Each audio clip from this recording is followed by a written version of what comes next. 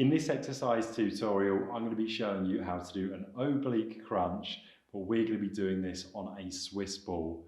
So firstly, I'm using a mat here for comfort. You don't have to use one, but I would recommend it. And what I'm going to do first is I'm going to bring myself into a position where I'm on my back. My knees are directly above my hips, and I've got myself here in a position where my calves and my hamstrings are both in contact with this Swiss ball. So this means that it's not going to move anywhere during the exercise. Now I'm going to place my hands behind my head, make sure that the lower back is in contact with the floor, and then I've got my elbows pointing forwards in this version.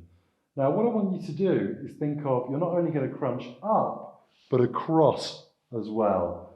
So each repetition you're crunching up and across the body, your feet and your hips don't move at all. The Swiss ball doesn't move, and you repeat your desired amount of sets and repetitions, not only coming up, but across the body. Now, another thing to bear in mind during this exercise is I want you to imagine, because you've got your hands behind your head, the whole weight of your head should be in your hands. This is going to limit the amount of neck strain you get during the exercise, especially if you're a beginner.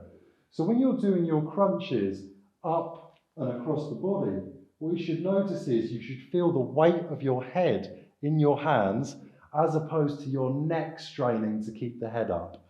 What we don't want to do during the repetitions is not feel the core, but just feel loads of neck strain. So make sure you've got the whole weight of your head in your hands.